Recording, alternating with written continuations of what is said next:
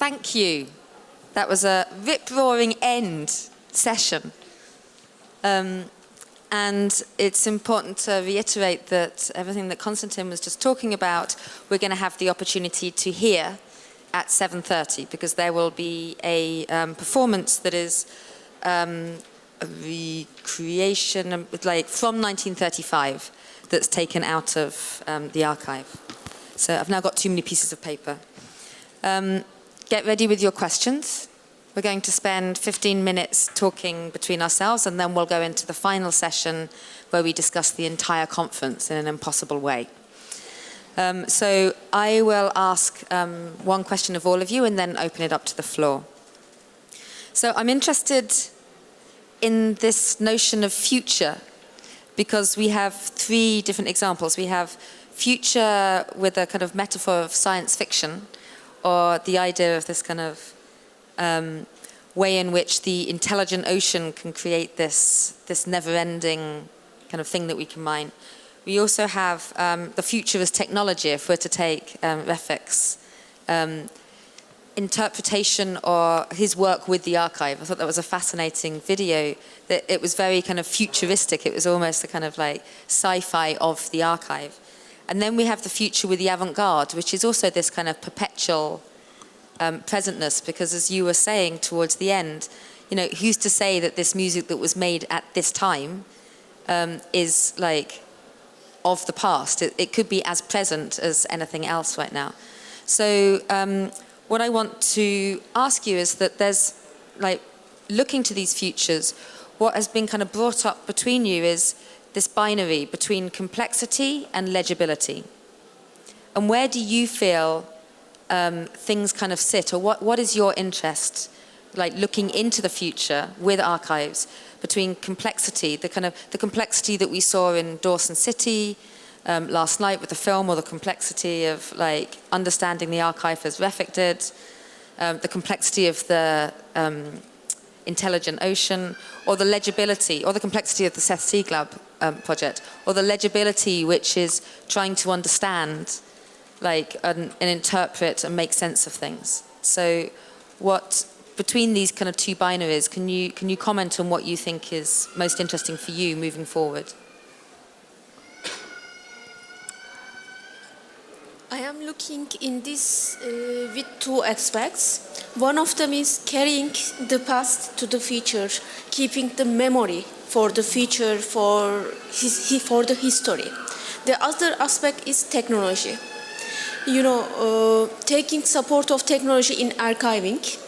Let me explain this further. For example, technology provides preserving the archives. You know, users can, because users cannot, they don't have a chance to go through the original document all the time. So technology provides accessibility.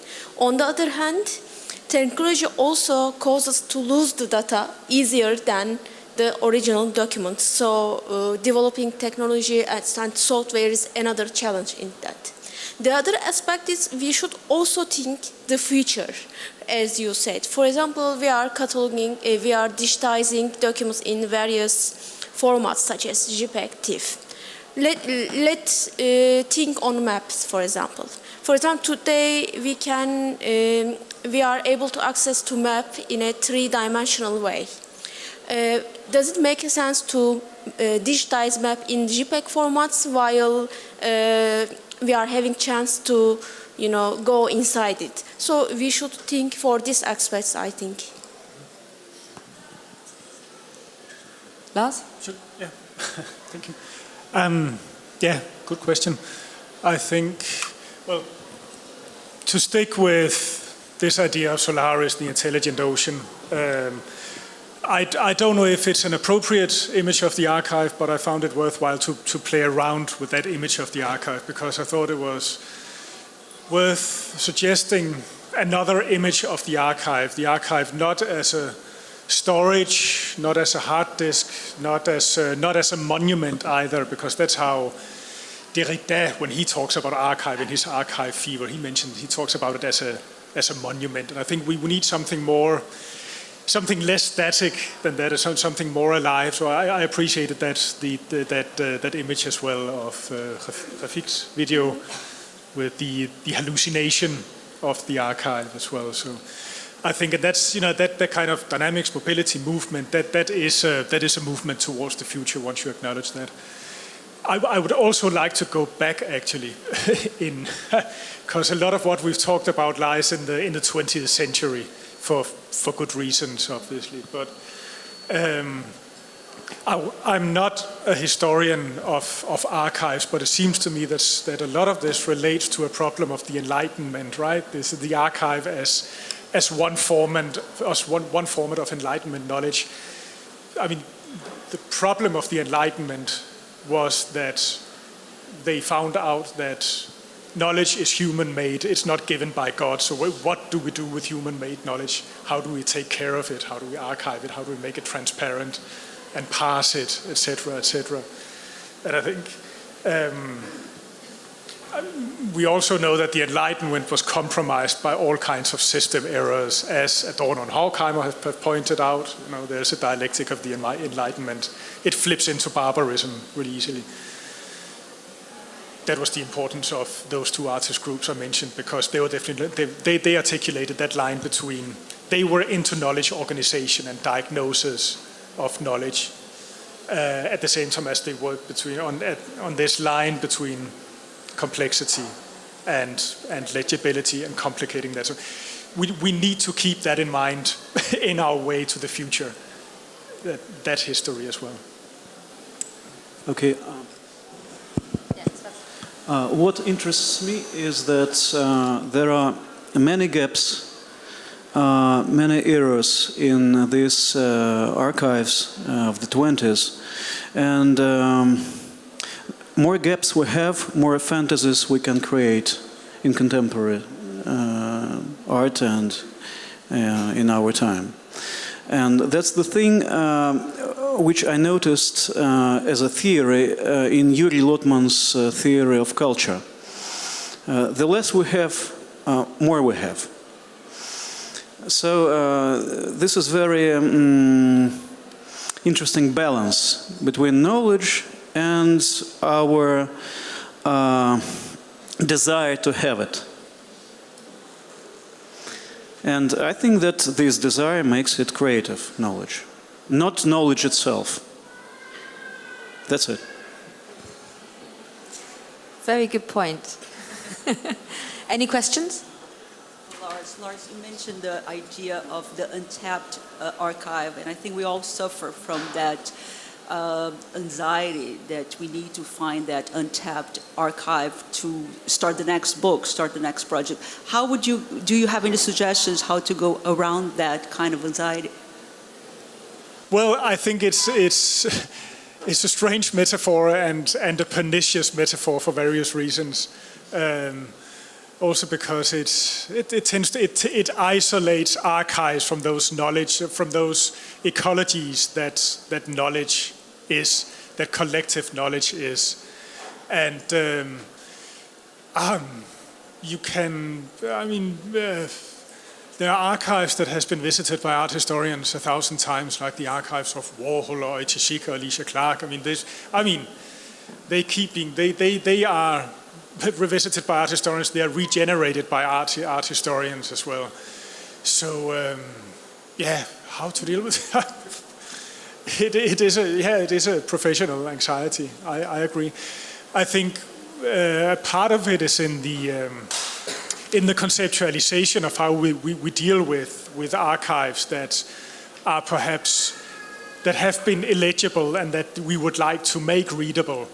Like that, not to conceptualize them as insider art or outsider art, as it's often done, or not follow these binaries of canonical or uncanonical, but look at them as ecologies, ecologies, knowledge ecologies. I think that's, but also, as Konstantin rightly pointed out, checking our own desire. That's a very good, that's the starting point for going to Solaris, for traveling. Во многих выступлениях сегодня In many reports, people spoke about the idea of archive that transforms knowledge once it's put on a different medium, when the material object of the archive disappears. Lars analyzed his project that was based on the book, and this is symbolic kind of knowledge. Konstantin's project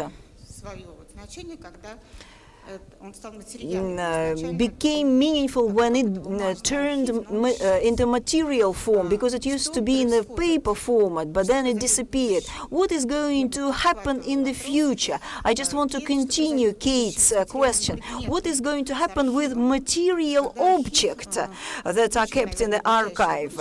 Because the archive will probably be digitized in the nearest future. So what are we going to see? What about the need in us? Will people still need us? Can I answer in Russian? Because everybody is now having headsets, because it will be easier for me to express in Russian. When you say about digitization of the archive, what does it mean? It's an endless and ongoing process of archive development. There are more and more documents. The information is always growing, and it's being processed by quite a few number of people. I think the public necessity in archives will decrease. The number of intellectuals will decrease as well. And this is what is going to produce a new kind of energy. I think if I go back to my answer to the first question, you know, it all depends on the gaps. Once we identify information gaps, we begin to do many things, because the more information we have, the more difficult it is to find your way there, even though it feels like a simplification process. For example, in the medieval time, if people knew the Greek language, the history would have a new turn. They didn't read Plato, they didn't read Homer, and we reap the fruit as a result of that. I don't think that the digitization of archives is a priority. I think that you know, keeping everything can hinder the creative process, and it produces tension. But thanks to that tension, art is being created. Another point that I wanted to clarify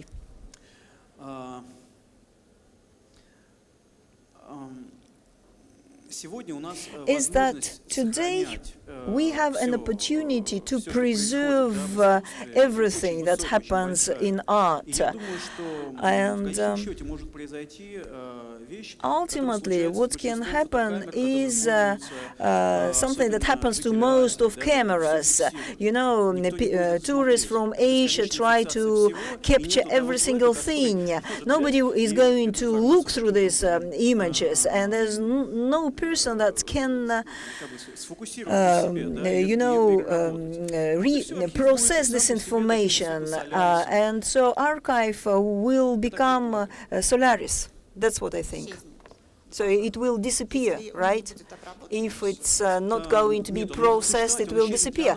No, it will continue its existence, but it will disappear for us. Just in the previous session, we heard about the inaccessibility of archive, and this was the reason for the project implementation. And then Sarah, in her report, said that when Sigilaup created bibliographic list, people no longer needed books. So the material object was refused, was rejected. So it means that nobody needs it, and it means that all our projects will move to the area of symbolic knowledge. Well, I'm sorry that I'm keeping talking. You know, the process of information preservation conservation is a fragile process, because when you work with material things, it's one thing, but when you work with digital things, it's another thing. Thank you for your question. It's clearly one that could continue for a while. So if there's no other questions, I'm going to wrap up this session and say thank you very much to all three speakers, and we'll move on to the next.